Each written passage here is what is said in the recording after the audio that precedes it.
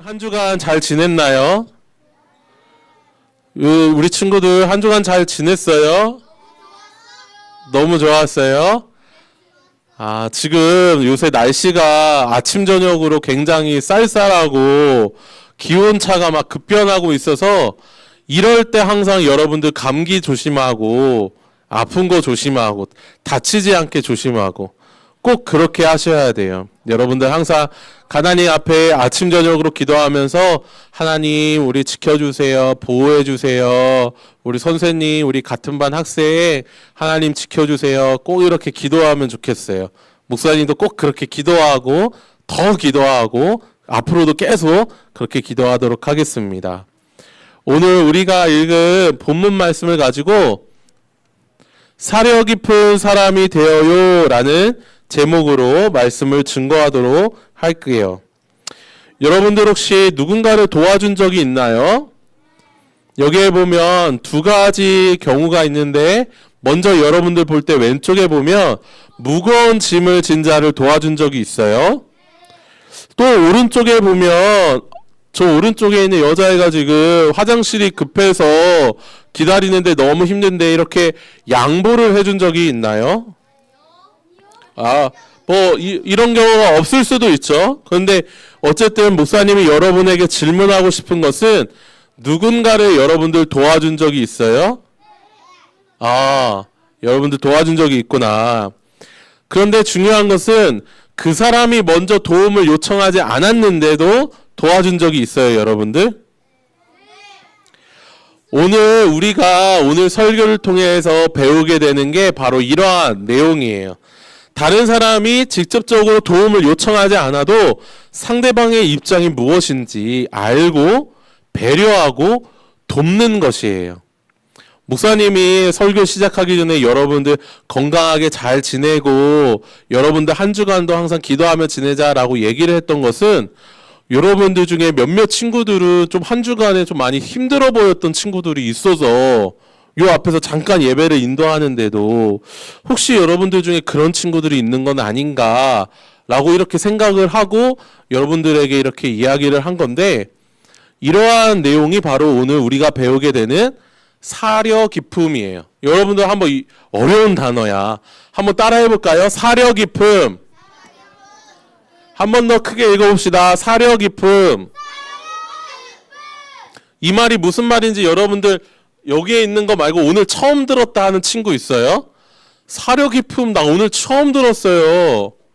이게 잘 안 쓰는 단어라 그래. 여기 맞아. 3학년 친구들도 모르는 친구들이 있고 뭐 2학년도 그렇고 1학년도 그렇고 한데 이 말이 사실 별로 그렇게 많이 쓰이지는 않아요.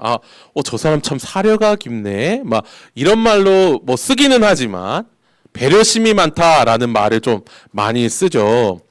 오늘 우리가 배우는 하나님의 지혜로우신 성품 가운데 그 지혜로우신 하나님을 내 마음 가운데 모시며 살아가는 자에게는 하나님이 사려 깊은 마음을 주세요. 그 마음은 다른 사람의 상황과 감정을 깊이 생각하는 거예요. 오늘 우리가 성경을 통해서 배운 인물이 이것에 대한 내용이에요. 사도 바울이 오늘 편지를 쓰고 있는 게 바로 이 빌레몬서인데, 빌레몬서는 누구에게 편지를 쓴 것일까요? 아주 똑똑해. 누구야? 그렇지. 빌레몬서는 맞아요. 빌레몬서는 어떤 친구들은 빌레몬이라는 데가 지역 이름으로도 알고 있는데, 지역 이름은 빌립보라는 데가 지역 이름이고 빌레몬은 사람 이름이에요. 여기에 있는 빌레몬 사람. 약간 이 사람 어디 사람 같이 생겼어요? 미국. 그래. 이때 당시에 헬라 지역에 굉장히 어떤 유력한 사람으로 추측이 되는 그런 사람이었습니다. 사도 바울이 편지를 쓰는데 여기 잘 봐요. 오게티처럼 뭐가 있죠? 뭐예요? 사슬. 편지를 쓰는데 왜 수갑을 차고 편지를 쓰고 있을까?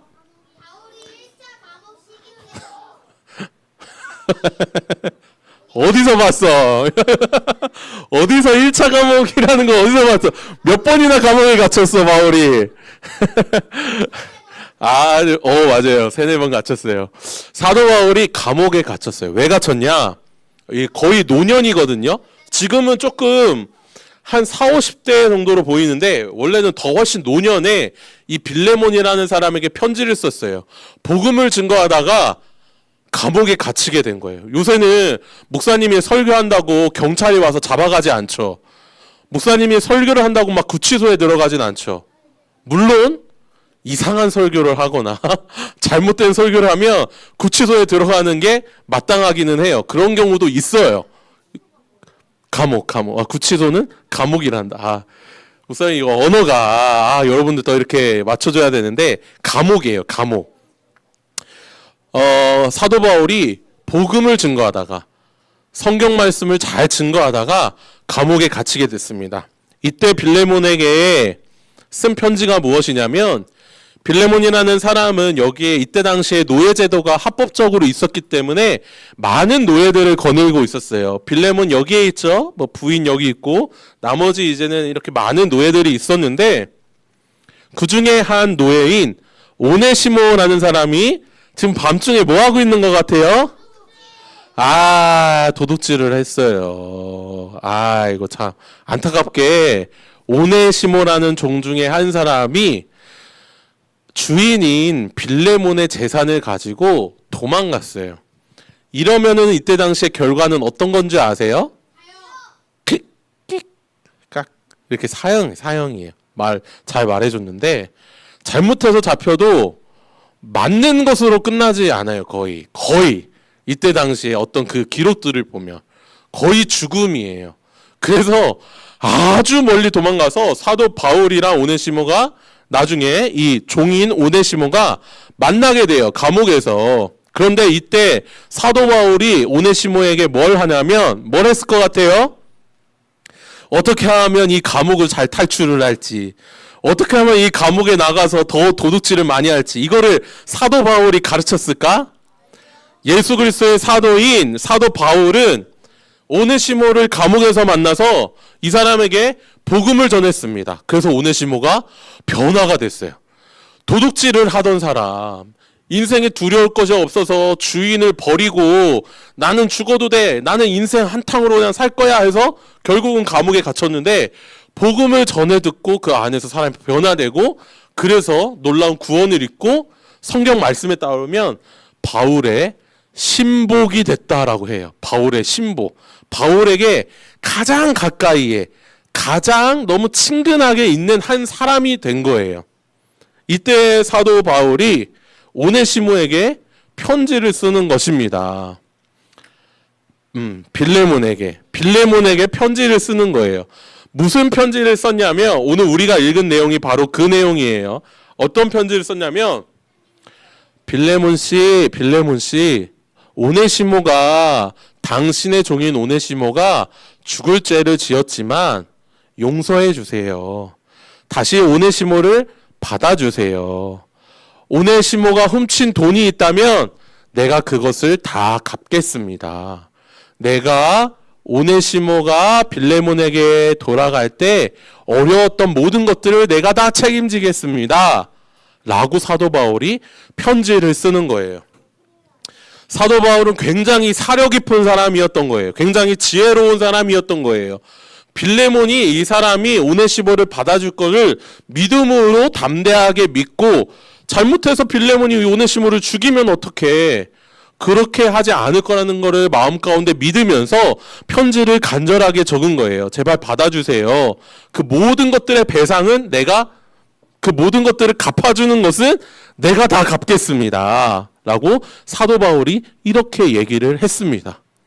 중요한 것은 무엇이냐면, 빌레몬에게 강제로 반드시 너 받아줘야 돼, 이렇게 얘기를 한 게 아니에요. 받아주지 않아도 되지만 그래도 한번 고려해 주세요. 생각해 주세요.